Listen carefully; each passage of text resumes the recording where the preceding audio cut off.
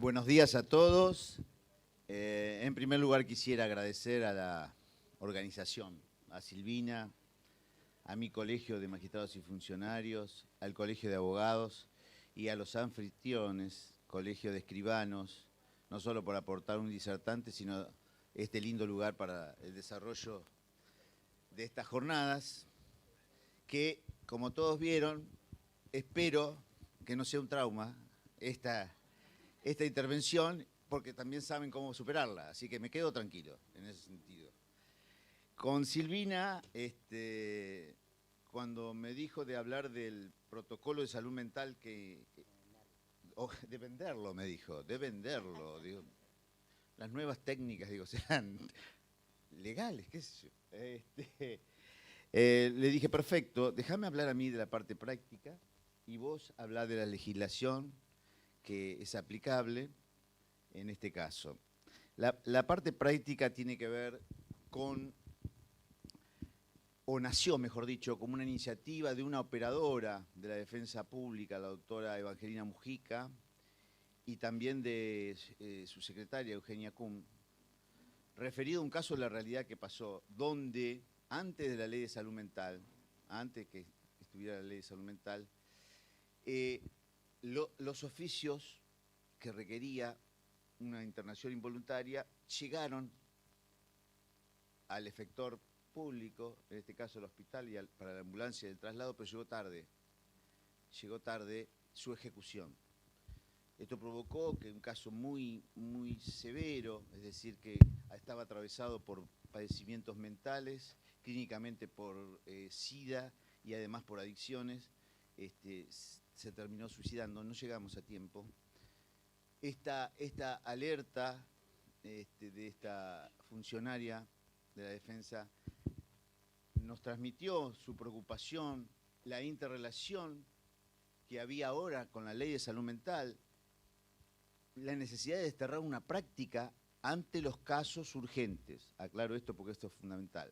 Es decir, cuando hay riesgo cierto inminente de afectación a la persona o terceros.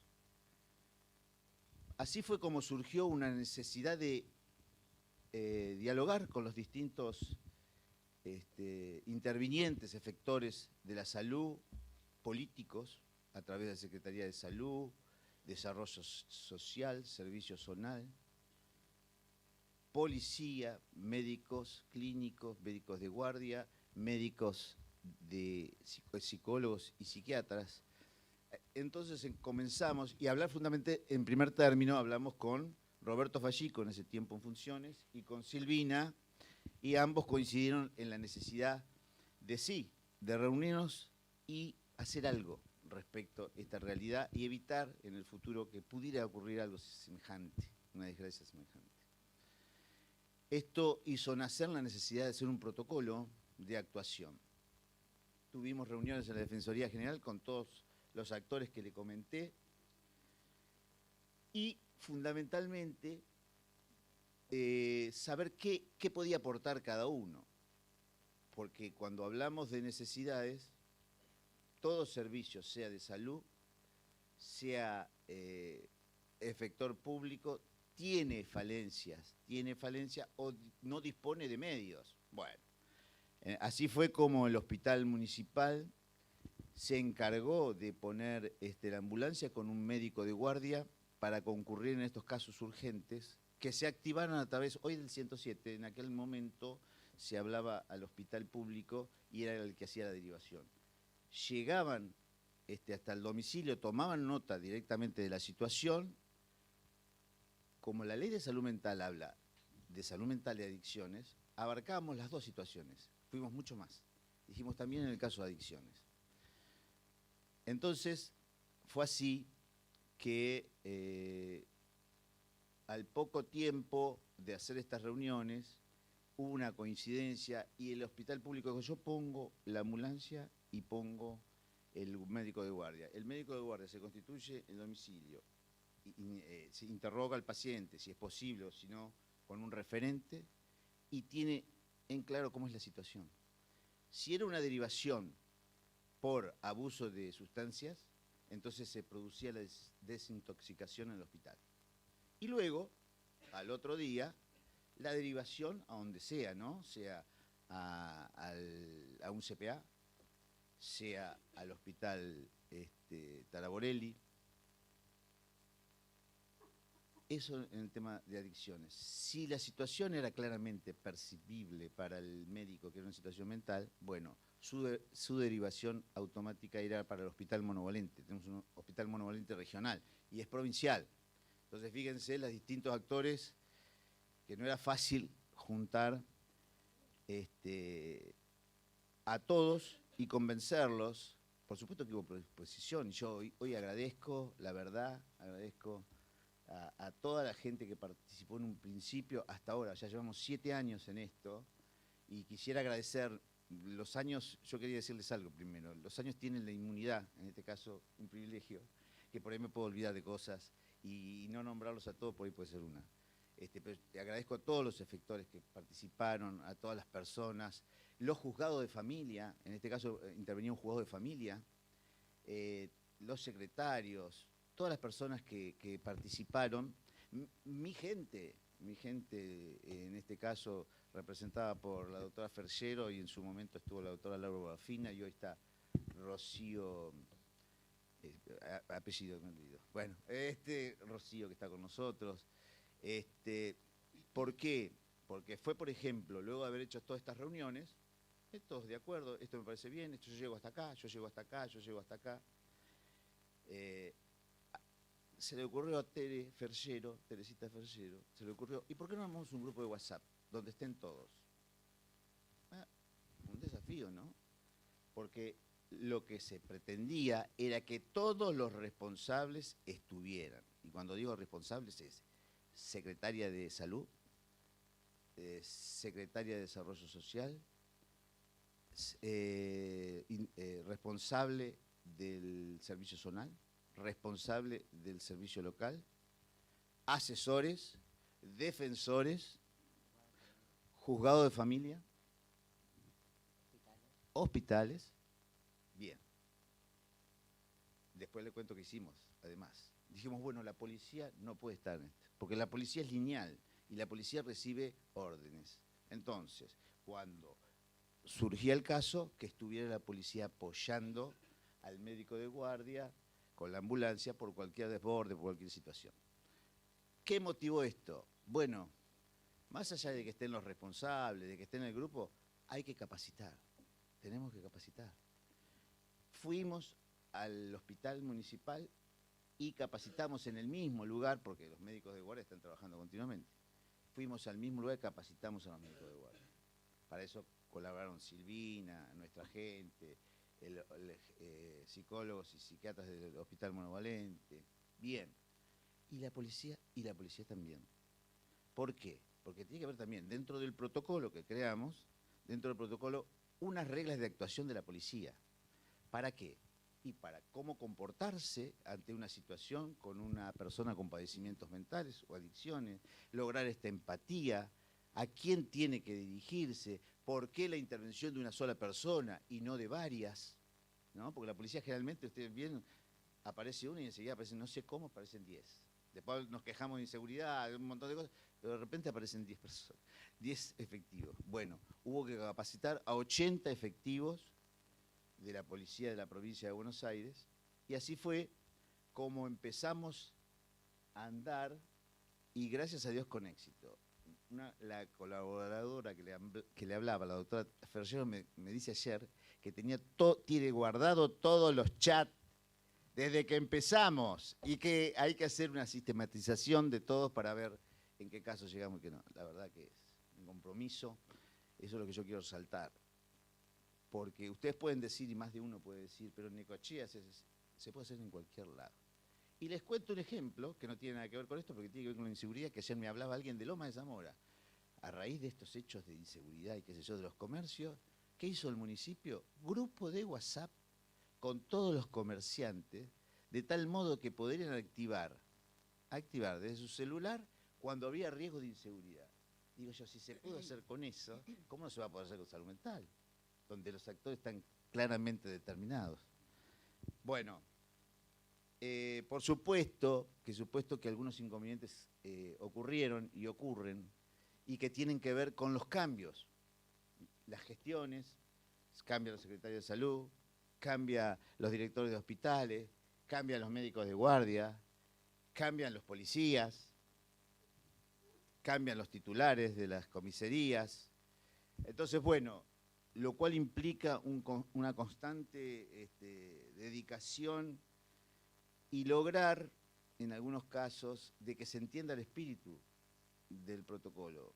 A veces hay cuestiones de ego, a veces hay cuestiones de intereses económicos. Lo tenemos, por ejemplo, hoy en día con la clínica privada, que en su tiempo participó del protocolo.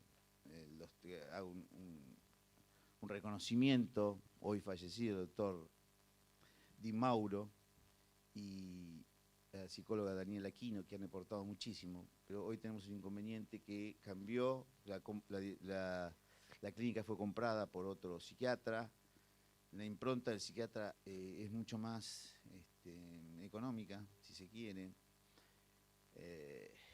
Hay luchas de PAMI con respecto a la clínica, pero hemos logrado que, si bien no participa en el grupo, por privado pueda llegársele, comentarle el caso, y bueno, y así llegar a cumplir este rol de acercar la salud y la justicia, si se quiere, al usuario, ¿no? A quien que tiene un padecimiento mental.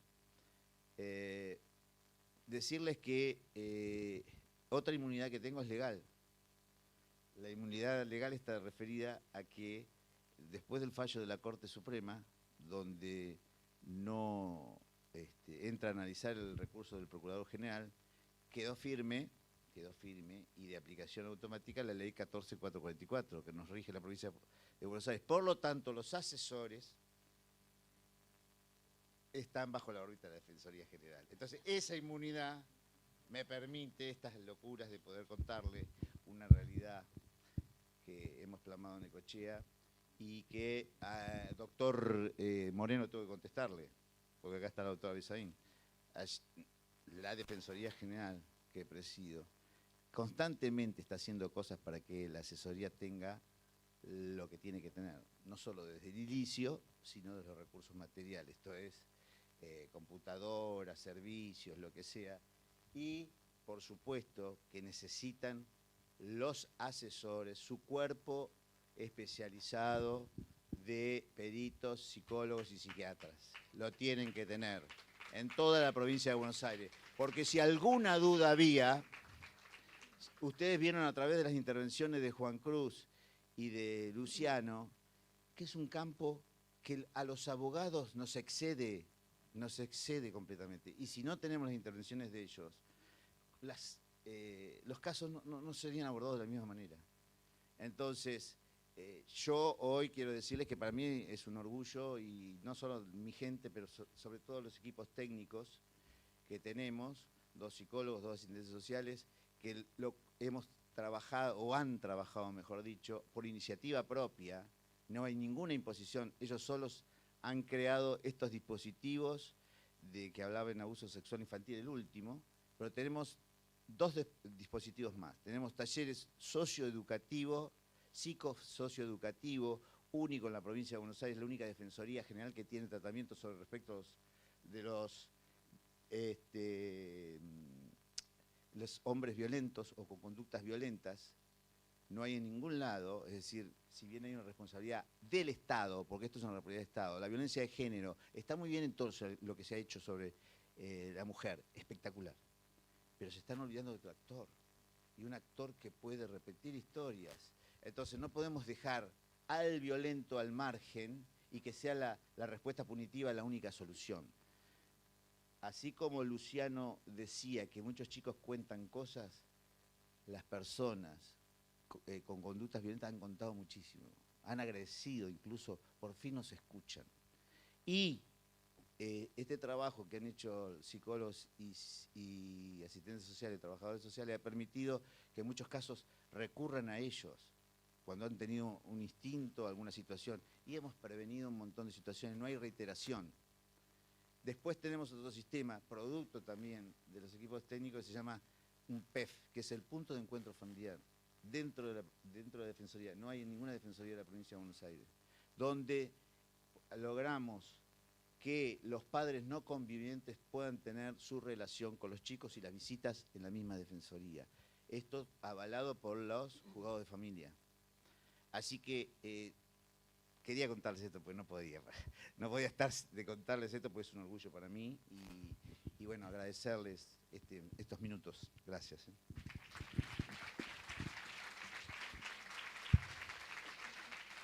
Bueno, volvemos al protocolo.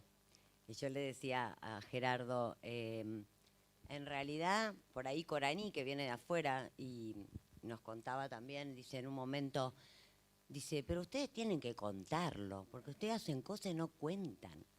Y en una de las últimas reuniones con el señor procurador y los asesores, justamente el jefe dijo, tienen que contar lo que están haciendo. El año pasado, Graciela Iglesias, hola Graciela, hola Claudia, las vi recién que llegaron, contándole el protocolo a Graciela, me dice, es buenísimo. Y bueno, entonces le dije a Gerardo, este año lo vamos a contar, porque ya que es tan bueno, todo esto que decimos que es bueno, por supuesto, yo creo que es un avance muy importante, como dijo Gerardo, de un hecho lamentable que tuvimos en Necochea, que tuvimos que empezar a replantearnos qué tarde llega la justicia, ¿no? A veces, para la gente. Y que en realidad el papelito, el famoso oficio de la policía, esperando, el hombre se subió al techo y se mató. Nunca llegó ni el oficio, ni la policía, ni la ambulancia. A partir de ahí dijimos, wow, todos, wow, la defensa, la asesoría, la ambulancia, el hospital. Bien, empezamos a armar esto que contó ya Gerardo y la verdad que empezó a funcionar, ¿no? Por supuesto que hay ajustes, hay que ajustar todo el tiempo, porque bueno,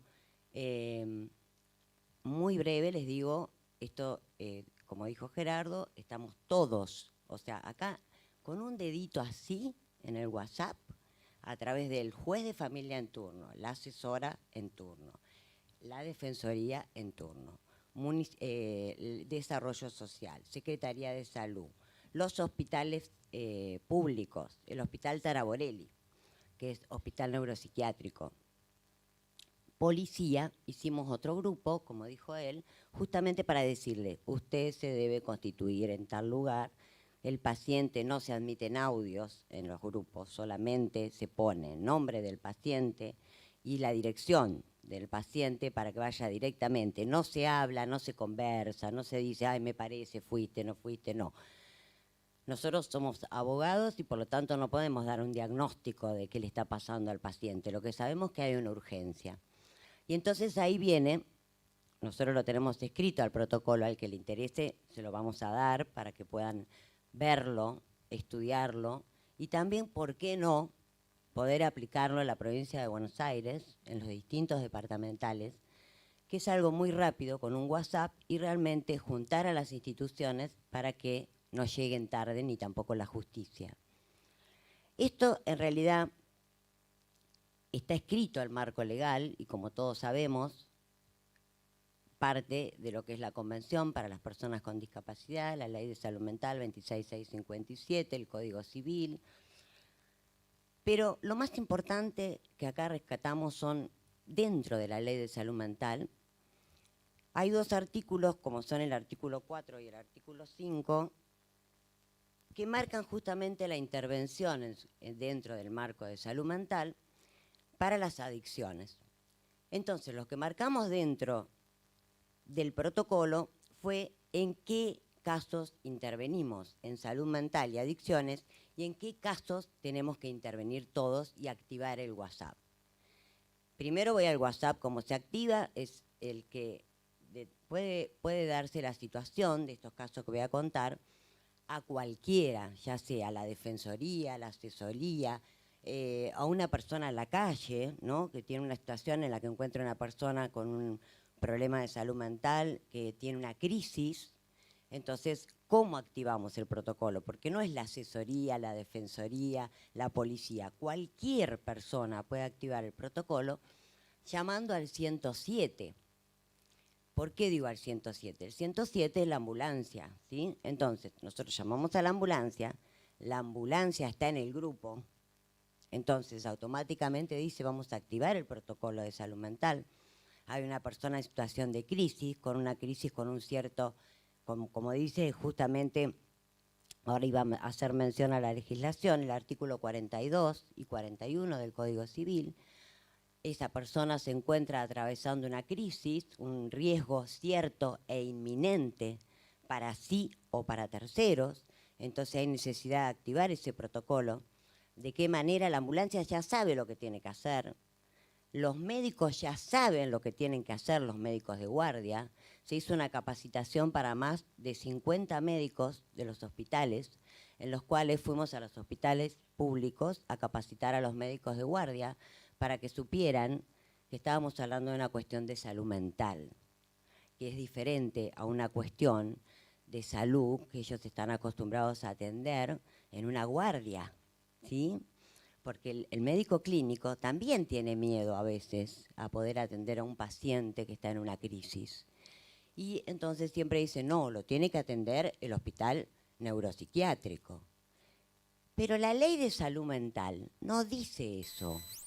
No habla de médico psiquiatra, no habla de psicólogo, no habla de trabajador social, no habla de abogado, habla de equipo de salud. El equipo de salud no son los médicos psiquiatras solamente, el equipo de salud es el equipo de salud conformado desde la interdisciplina, que es con lo que estamos trabajando en esta jornada. Por lo tanto, el médico de guardia va a evaluar al paciente, que está en condiciones de evaluarlo, va a evaluar si el paciente está o no intoxicado. ¿Qué quiere decir esto? Si el paciente está intoxicado, no puede ir a una evaluación de salud mental. Primero, tiene que desintoxicarse. Eso nos dijeron los médicos. Nosotros somos abogados, repetimos lo que dijeron los médicos. Los médicos dicen, está intoxicado, hay que desintoxicarlo. ¿En dónde? En el Hospital General. Y entonces, el Hospital General, ¿qué debe hacer? Comunicarse ese médico que lo vaya a internar para desintoxicar. Luego, cuando ya esté equilibrado y desintoxicado, con el médico de guardia psiquiatra del Hospital Taraborelli. Entonces, el médico psiquiatra del hospital, ahí sí, una vez desintoxicado, puede evaluar al paciente, diagnosticar y ver si hay o no necesidad de internación. Eso es lo que va a determinar el médico psiquiatra de guardia. ¿Por qué digo esto? Porque anteriormente nosotros ordenábamos la internación, ¿no? Se ordenaba la internación, el juez era quien ordenaba la internación. Ese criterio, justamente con la Ley de Salud Mental, con la Convención para las Personas con Discapacidad, ya no hay ninguna orden judicial, ya no hay más oficio judicial. Esto es una cuestión de responsabilidad de todos los efectores que estamos haciendo salud mental, de ponerse de acuerdo y llegar a tiempo al lugar donde hay que llegar. Es una forma rápida de poder atender a un paciente que está en situación de crisis. No se busca ningún papelito, ni se le pide autorización a nadie, se procede, hay que ir, hay que constituirse en el lugar y hay que hacer las cosas rápido, porque si no hacemos las cosas rápido, esto pasa lo que ya nos pasó una vez. Por lo tanto, esto ya lo sabemos, se capacitó a los médicos, se capacitó a los policías, porque los policías también tienen miedo de actuar y excederse, porque en el momento nos decían, ¿te acordás? ¿Y cómo procedemos? ¿Se lo podemos tirar al piso y ponerle las esposas? Porque en realidad, si está con una crisis, ¿corresponde? ¿No corresponde?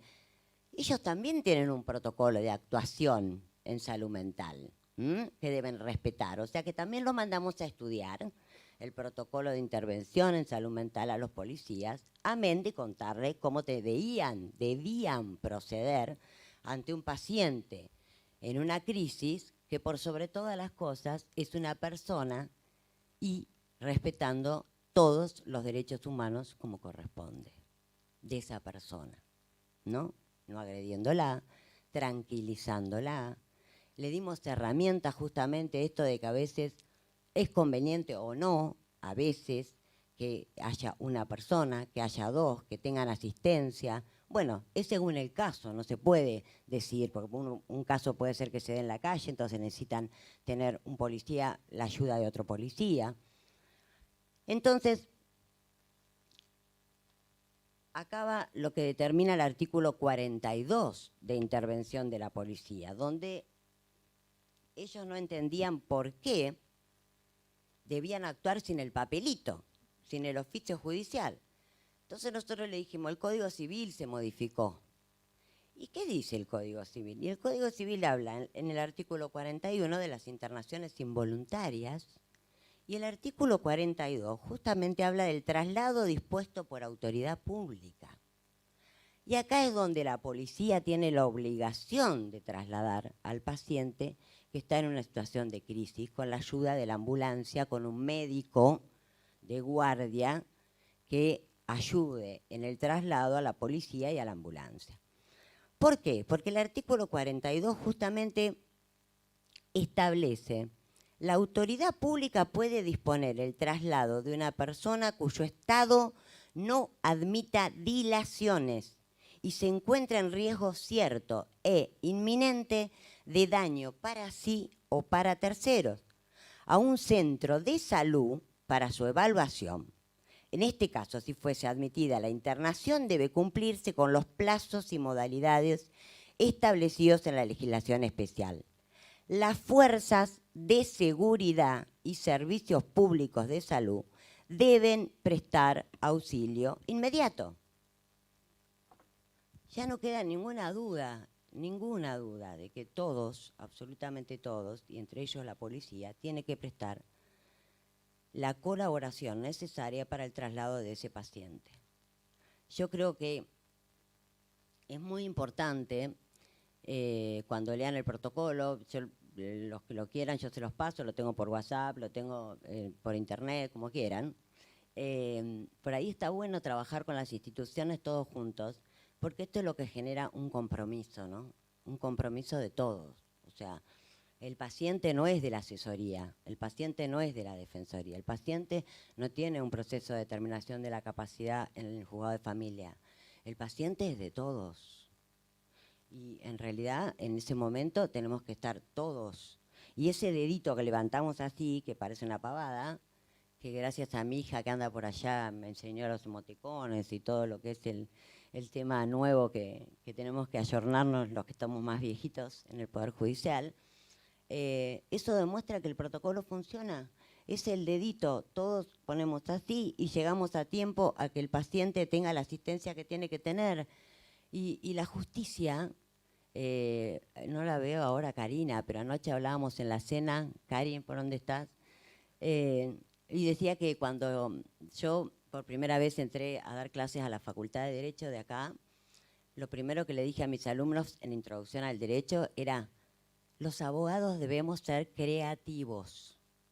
O sea, los asesores también tenemos que ser creativos y todos los que estamos en la justicia tenemos que ser creativos. O sea, creativos con poder crear dispositivos que le sirvan a la gente, que le mejore la calidad de vida a la gente, que llegue el servicio de justicia. La función nuestra como asesores, como defensores, se cambió y se modificó. Ya no existe más estar atrás de nuestros despachos. La gente nos necesita en otro lugar. Siempre decimos desde la asesoría, con todo el plantel que está ahí, toda la asesoría en conjunto, que trabajamos con un equipo de trabajo hermoso y que yo creo que nada se puede hacer. Y Antonio, perdón, el fotógrafo perfecto, el mejor fotógrafo de la provincia de Buenos Aires, que está mandando las fotos al procurador. ¡Qué grande! No, acá todos hacen todo. Uno hace fotógrafo, el otro hace de sonidista, todos hacemos todo. Bueno, esto es un equipo de trabajo, ¿no? Y siempre decimos, por lo menos con la gente de la asesoría, este equipo de trabajo, las personas que trabajamos en salud mental y con personas tan vulnerables, primero tenemos que nosotros esforzarnos para tener la mejor empatía con esa gente. No todo el mundo puede hacer salud mental, ni todo el mundo puede hacer niñez, ni todo el mundo puede hacer adolescentes. Porque el compromiso en esta materia, ya sea salud mental o niñez, es muy importante con la gente, pero sobre todo estar cerca de la gente. Nosotros tenemos que estar cerca de la gente que tiene un padecimiento, que tiene una cuestión de vulnerabilidad, porque depende pura y exclusivamente en muchos casos de nosotros. Ya con escucharla a esas personas es más que suficiente. Con escucharla, solamente escucharla. A veces no hacemos otra cosa. Nosotros, yo a veces digo, o me pongo a pensar, ¿hoy qué hice como abogada? ¿Qué hice? Nada, hice de psicóloga, hice de trabajadora social, porque fui a la escuela a escuchar a una nena que estaba golpeada, que no esperé que me la trajeran a mi despacho, porque si espero que la traigan a mi despacho, ¿quién la va a traer? El padre que la golpea, ¿no? Entonces, ahí está Amelia, que me acompaña al colegio, Jessie. Le digo a mis secretarias, vamos al colegio, charlemos con esa niña, con ese chico que tiene un padecimiento mental. Esas son las formas que hay que pensar a cambiar, ¿no? Esto de no esperar o pedir la audiencia o esperar que se constituyan en nuestro despacho, ¿no? Son palabras tan antiguas que la gente a veces no puede esperar o no puede ir, porque no tiene los medios para poder constituirse en la justicia. Entonces somos nosotros los que tenemos que atender a la gente. Y esta es una manera del protocolo, queríamos venderlo, porque funciona, hay que ajustar, todos los días hay que ajustar, pero yo se los doy como herramienta, porque la verdad a los asesores, a los defensores, nadie le puede sacar el cuerpo, y eso está bueno. ¿Vieron cuando antes dice, ay, el juez de familia no está, no se enteró, ay, el asesor en turno no dijo nada, ay, el defensor, no, acá todos participan del protocolo. Y por lo tanto, ese paciente es responsabilidad de todos los que están en el protocolo. Viernes a la noche, sábado, domingo. No, el protocolo funciona 24 por 24 durante 365 días. Te encargo el turno. Pero bueno, no importa. El tema es, tiene que funcionar así. No hay sábado, domingo, lunes, martes, nada. 365 días. El que tiene el teléfono lo tiene de turno. Justamente porque lamentablemente antes los problemas pasaban después de las 14 horas. Anda a atenderte. ¿Quién? Los viernes. Nadie. Entonces, hoy ese problemita de a quién llamo, a quién me va a atender, el juzgado de familia cerró, la asesoría no está, la defensoría no está, y está el teléfono, y están todos los teléfonos de los que tenemos que estar ahí. Así que ahora los teléfonos son para usar. Eso sirve también. Muchas gracias a todos por estar.